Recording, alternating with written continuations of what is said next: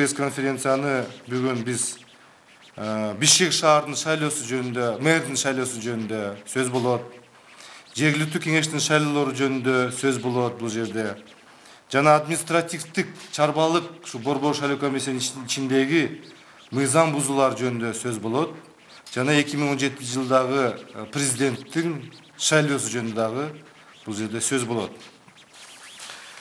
Эң биринчи маселеге эгерде кайрылып кетсек, бул Бишкек шаардын мэрдин шайлоосу жөнүндө эгерде айтып кетсек, сиздер жакшы билесиздер, биз Өнүгүү прогресс партиясы өзүнүн дагы талапкерлигин көрсөткөн. Бул жерде эң негизги маселеси борбордук шайлоо комиссиянын бир мүчөсү Бактияр Кадыров сессияда шайлоо болбош керек деп айтып атат. Кайсы бир Атыра Абдрахматова деген ал дагы борбор шайлоо комиссиянын мүчөсү, ал айтып атат, мэрдин шайлоосу сессияда болуш керек, Бишкек шаардын кеңешинде. Бул жерде суроо, бүгүнкү күндө Албек Ибраимов легитимдүү же легитимсизби мэр? Биз эсептейбиз, легитимсиз. Анткени биринчиси, бул сессияда шайлоо болгон жок. Кандай болуш керек эле өзү негизи? Кандай болуш керек? Өзү мэрдин шайлоосу сессияда болуш керек. Бул жерде так жазылып турат. Так жазылып турат мыйзамда. Бишкек шаар жөнүндө статустун мыйзамында бул жерде жазылып турат. Мэрдин шайлоосу сессияда болуш керек. Биз жакшынакай өзүбүздүн бир процедураларды айттык элек. Келиңиздер, Бишкек шаарынын тургундарга бир программа тартуулайлык. Дебат өткөзөйлүк. Сессиясында ар бир кандидат программасын айтсын. Ар бир депутат суроолорун берсин. Мына дебатка келген жок. Программасын, Бишкек шаарынын өнүгүү программасын айткан жок. Бишкек шаарынын кеңештин депутаттарга суроолор да берилген жок. Эмнеден коркот? Эмнеден коркот? Бул 4 жылга шайланган мэр, бул өзүнүн алдан көздөй программаны айтыш керек. Макул биз мына сессия болбогон биз көрүп, мына макул дагы бир факт айтып коелук. Мына карап туруңуздар эми. Бюллетендери. Мына бул жерде 7 бюллетенди жараксыз деп таанып атышат. Сиздер жакшы билесиздер, жободо бар, ар бир кандай башка белги болбош керек. Мына бул жерде баарына каршы берип атат, бул жерде мына белги коюлуп атат. Мына бул жерде белги коюлуп, буну жараксыз деп атат. Мына окшогондо мына белгилер ар кандай болуп атат. Мына бул жерде бюллетендерди мына Албек Ибраимовго макул деп берип атат, бул жерде белги коюп атат. Мына караңыздар. 7 бюллетенди мына окшогон ар кандай белгилер менен булар Бишкектик территориалдык комиссиясы жана борбор шайлоо комиссиясы бул ушул жараксыз деп таанып атышат. Эгерде 29 бюллетен 29 добуш алган болсо, 7 бюллетен жараксыз деп таанысын, 22 добуш менен экинчи турга өтүп атат. 22 добуш менен экинчи турга өзү жалгыз чыгып, жакшынакай шайланып, жакшынакай легитимдүү мэр болуп алсын.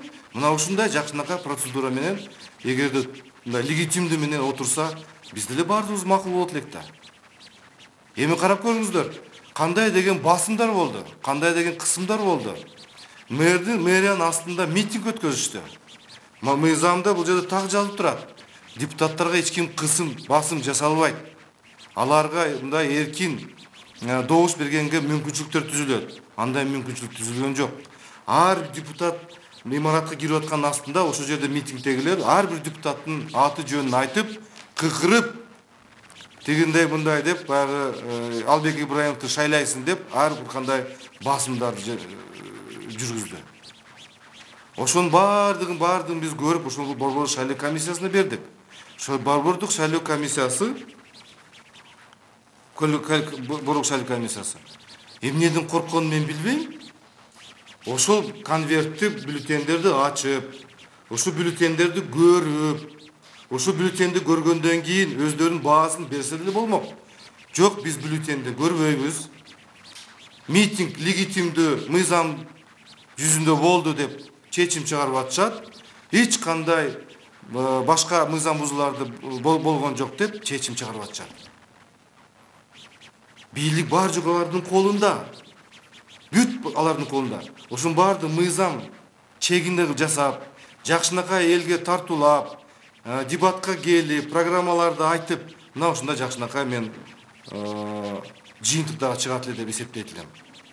Бул мэрдин, Бишкек шаарынын мэрдин шайлоосу жөнүндө мыйзамдын бузуулары, кандай деген мыйзам басым кысым болгонун, анан кийин дагы бир нерсе айткым келет. Урматтуу достор, урматтуу журналисттер, бул жерде тандоо мамиле, тандама мамиле жасап атканда байкап көргүлө. Мына байкап көргүлө. Кайсы бир партияларга башкача мамиле жасайт, кайсы бир партияларга башкача мамиле жасап атышат.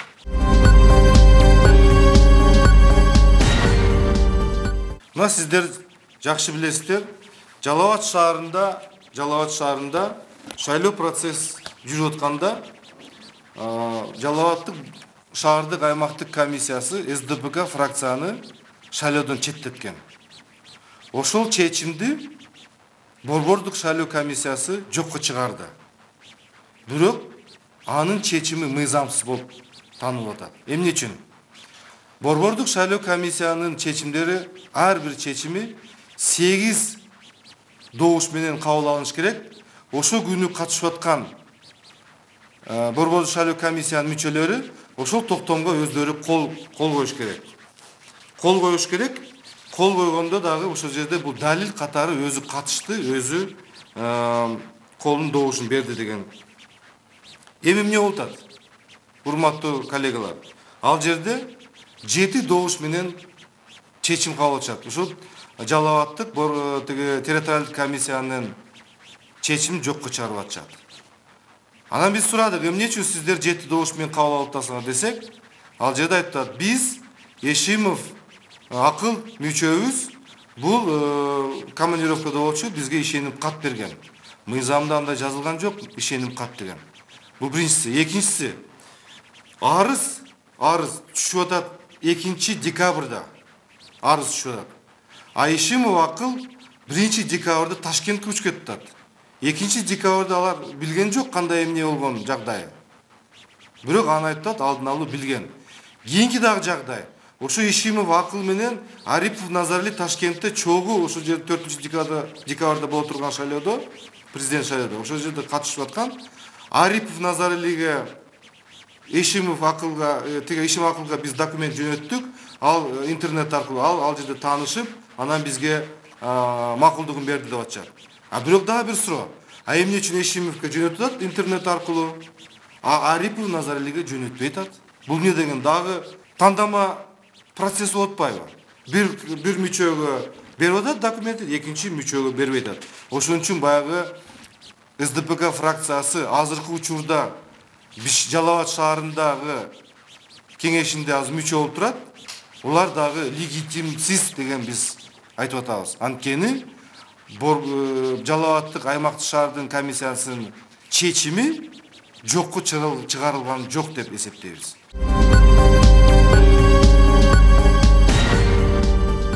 Кара-Балта шаарында Жаңы шаар деген партиябыз катышып, алардын добуштарын жокко чыгарды, алардын бүт баягы протоколдорун жокко чыгарды. Мына чечимдер турат. Эми ал жердин справкасын карасаңыз, эмне үчүн биз жокко чыгардык? Эмне үчүн жокко чыгардык? Ушул Жаңы шаарга берип аткан добуштарды берген шайлоочулар аларга басым жасаган. Жаңы шаардын лидеринин апасы базардын ээси экен, ошо коркут, үркүтүп, тиги бул деп, ошо добуш бердирген деп, анын жыйынтыктарын жокко чыгарып атат. Жокко чыгарып атат.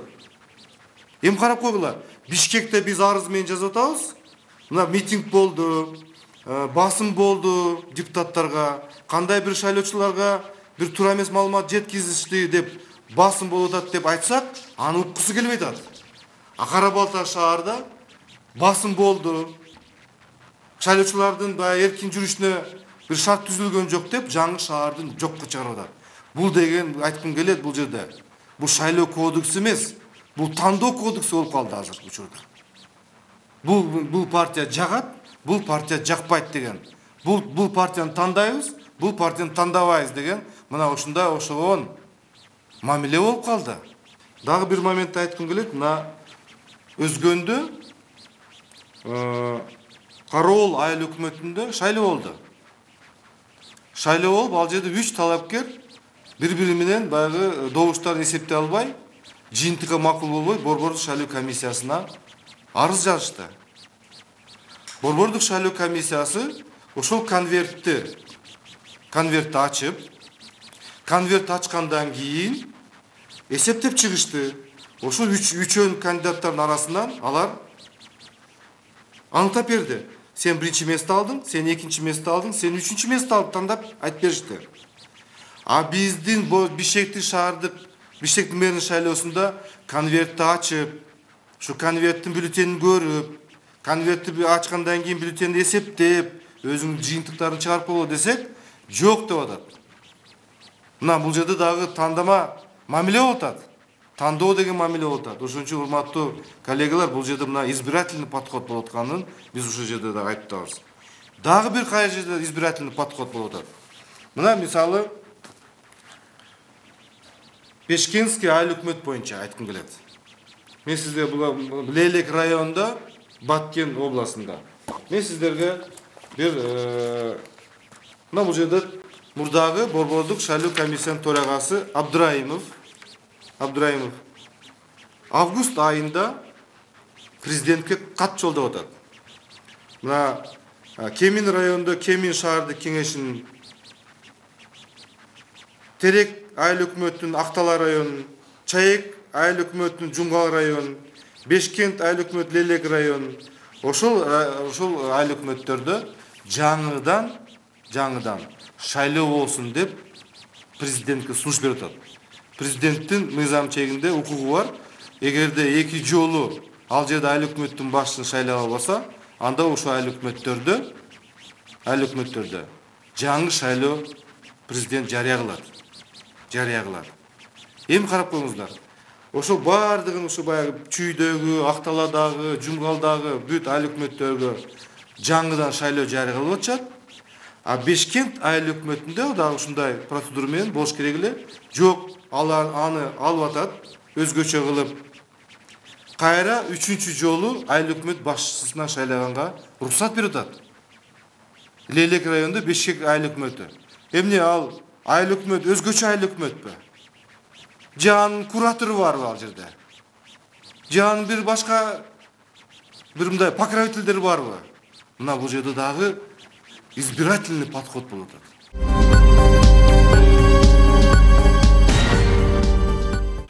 Шайлоо кодексинде мыйзам бузуу аз келгенсип, Борбордук шайлоо комиссиясы чарбалык иштердин ишинде ар кандай мыйзам бузуулар жасап атат. Мен баягы жергиликтүү кеңештин значогунда айтпай эле коеюн. Башка тиги нерселерди айтпай эле коеюн. Борбордук шайлоо комиссиянын мына төрайымы баш болуп, эч нерседен коркпой калган азыр. Мына 200 миллион сомдук тендер жарыялап атышат урнага. Баягы билесиздер, урна боюнча 200 миллион сомдук мына тендер жарыялап, бул жерде мындай бир булактан сатып алынсын деп мына чечим чыгарып атышат. 200 миллион сомдук. Бул эмне деген?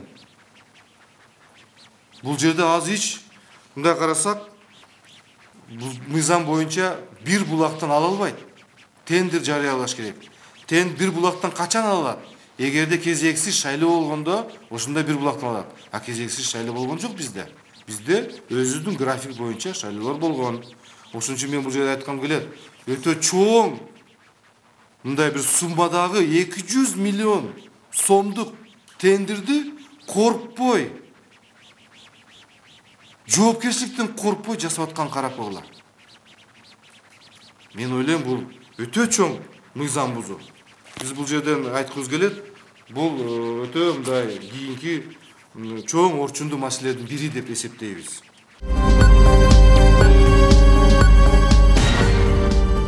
Эгерде азыр шаардык кеңештин шайлоолорунда мына жыйынтыктар бүттү, азыр шаардык кеңешинде азыр коалициялар түзүлүп атат, төрагалар шайланып атат, жакында мэрлер шайланат. Бир жорук пайда болуп калды. Эгерде кайсы бир шаарларда КСДПК фракциясы коалицияга кирбей калса, анда мэрдин ишин, жергиликтүү кеңештин ишин токтотуш керек экен. Анда эмне бул? Эгерде КСДПК фракциясы коалицияга кирбей калса, анда башка фракцияларга иш бербей эле коюш керек экен да. Анда иштебей эле коюш керек экен да.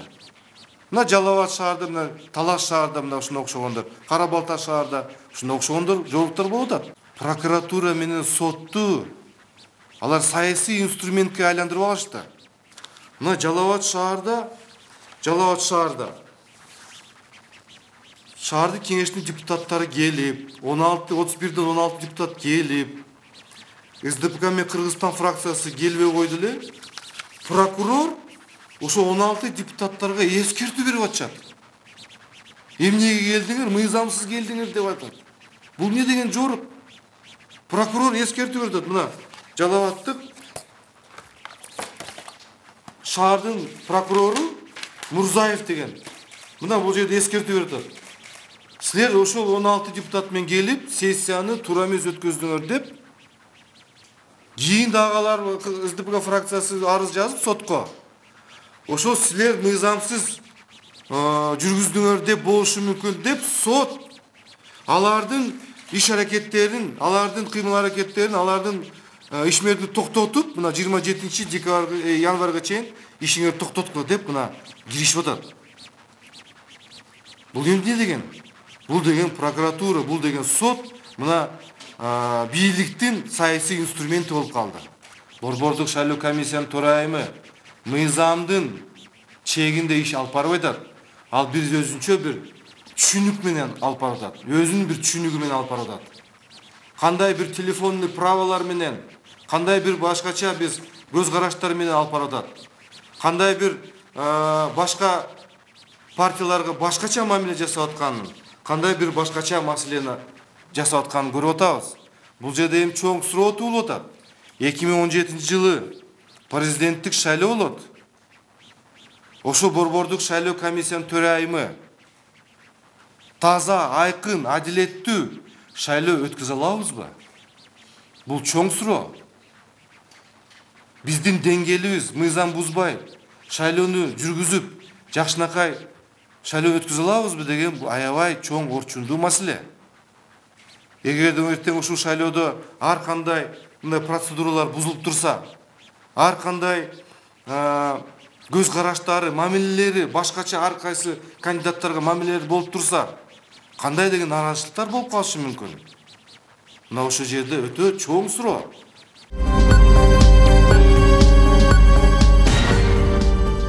Мен кайрылгым келет президентке, премьер-министрге, саясий партияларга жана бейөкмөт уюмдардын өкүлдөрүнө 2017 жылда президенттик шайлоо боло турган алдында биз акыйкат жана таза шайлоо саясий коомдук бирикме түзүүнү сунуштайм.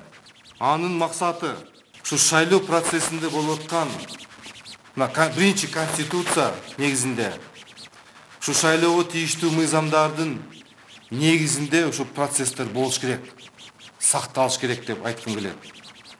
Жарандарга, массалык маалымат өкүлдөрүнө, бизнесмендерге жана башка саясий күчтөргө эч качан эч кандай басым болбош керек. Мына биз азыр көрүп атабыз. Саясий инструмент деп айтып кетпедимби? Прокуратура, соттор, ошолар аркылуу кандай бир басымдар болбош керек. Шайлоо процессин мына келеткан шайлоо президенттик шайлоонун астында кандай бир кандидаттар болот. Ушу кандидаттардын аларга тең укук, бир тең мамиле жасап, мына ушундай шайлоо процессин мониторинг жүргүзүү боюнча биз ушул бирикмеде жүргүзүш керекпиз. Ушул шайлоочулардын процесстеринде бузууга мындай жол бербеш керек. Акыры урматтуу коллегалар, өзү негизи биз чогулуп сүйлөшүп алышык. Кайсы эрежелер менен биз шайлоону апарабыз? Кандай шайлоону жүргүзөбүз? Кандай тартипте алып барабыз? Анткени эгерде мындай азыр мыйзам бузуулар болсо, нараазычылыкка алып келет. Биз мына президенттик шайлоонун астында турабыз. Ушу жакшынакай легитимдүү жол менен бийликти мындай алмашып, легитимдүү, мыйзамдуу чегинде биз ушундай өткөрүш керекпиз.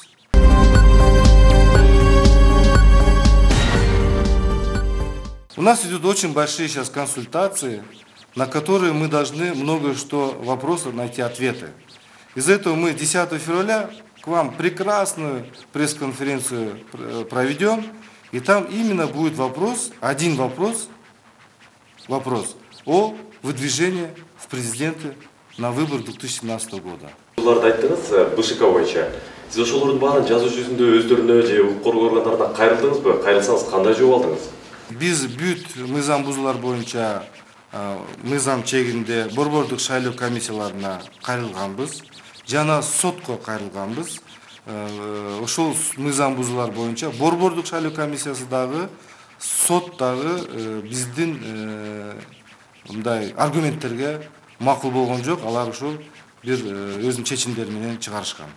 Бул сиз же болбосо сиздер көрсөтө турган талапкер кийинки жылы президенттик шайлоодо мыйзам бузууларга туш болот деп кооптонуп жатасызбы? Кооптонуп атам. Ошон үчүн биз айтып атабыз. Биз азыр таза жана шайлоо болуш үчүн биз бирикме түзөлүк деген сунуштап атабыз. Бул жерде бүт саясий партиянын лидерлери, мына президентти да айтабыз, премьер-министр дагы айтабыз. Бүт ушул биригип, биз чогуу сүйлөшүп алып, мыйзамдардын бузууларына жол бербейли. Алдын алуу эрежелерин боюнча кандай кайсы эрежелер менен барабыз. Ошонун баарын алдын алуу сүйлөшүп алайлык. Анткени биз эми баягы жакшынакай мыйзамдуу жол менен кетип атпайбызбы? Жакшынакай баягы парламенттик шайлоону өткөздүк, жергиликтүү шайлоо өткөздүк, кандай бир мыйзам бузуулар болду. Бирок ушул алдын алуу сүйлөшүп алсак жакшы болот деген ойду айтабыз. Сүйлөшүп ошол келишимге келсеңиздер, ал БШКны көзөмөлдөйбү же параллель иш алып барабында? Биз ошону ушу бирикмеде сүйлөшүп алыш керекпиз. Анткени биз алдын алуу БШКга мыйзам бузууларды айтып албасак, кийин ал сезбей калышы мүмкүн. Ага орчундуу маселелерди айтып алыш керекпиз. Биз ошондо сүйлөшүп алабыз. Кандай биз көзөмөл жүргүзөбүз? Кайсы тартиптер менен көзөмөл жүргүзөбүз деп мына ошону аныктап алабыз. Вот депутат Алтынбек Сулайманов на одном из заседаний говорил, что нужно отдать мукомольную отрасль вам и Чыныбаю Акуну, да? Как вы можете это прокомментировать? И у вас есть вообще бизнес в этой отрасли? И второй вопрос, вы не являетесь лоббистом, да, законопроекта, закона об отмене НДС на импорт зерна? Ну, во-первых, я не являюсь лоббистом. Во-вторых, это очень правильный вопрос и хороший вопрос. Я вам скажу честно, я в прошлом производственник. Мы с родным братом Торубаевым Батыром занимались производством муки. У нас по всей республике у нас есть заводы, которые работают очень много людей. Получают зарплату, идут огромные отчисления в бюджет, огромное отчисление в соцфонд. У нас нет, значит, сокрытия каких-либо. Да. Из-за этого я скажу, что я один из людей, которые становление мукомольного производства в Кыргызстане. Это одна из мощных отраслей в Кыргызстане, которая одна из первых производителей привезли в Кыргызстан инновацию, новые технологии по производству муки. Мы когда работали на новых технологиях, нам Казахстан, Таджикистан, Узбекистан не были конкурентами. Произведенная мука в Кыргызстане, не только наша, но на новых технологиях, потребляли Южный Казахстан, Узбекистан и Таджикистан, даже до Афганистана уходило. Это наше было достижение. Это было наше достижение огромное. После того, как я пошел в политику, мой брат, он остался в этой отрасли, и он как бы работает в этой отрасли. Я не отказываю, это белая мука, это честное, чистое производство. Здесь на нем никогда нельзя обманывать. Если будешь обманывать, там сразу она откликнется в народе. За это мы стараемся всегда чисто работать. А насчет, если мы будем говорить дальше, по детально уже о производствах, вообще сейчас после вступления ЕАЭС, большая проблема выйдет. Сейчас на сегодняшний день рынок весь захватывает казахские мукомолы. И в этой сфере правительство, она плохо работает. Кийинки жылы президенттик шайлоо жалгыз чыгабы же дагы бирөө менен биргелешип чыгабы ошондой болсак да эң чоң атаандаш ким болот деп ойлойсуз же кайсы партия болот деп ойлойсуз? Сиздер эми болжоп атасыздар да анализ жасап. Эми биз ар бир талапкерди биз татыктуу деп эсептейбиз. Ар бир талапкер чыгып атканда ушу мамлекет үчүн, эл үчүн бир иш аракеттер жасайм деп ой менен чыгат. Президенттик кызматка бараардын астында аны түшүнүш керек. Ал президент болуп эртең кайсы багытта алып барат? Элдин жашоо турмушун кайсы жол менен өнүктүрө алат, көтөрөт? Экономиканы кайсы жол менен өстүрө алат деген мына ушул түшүнүк менен барыш керек деп эсептейм.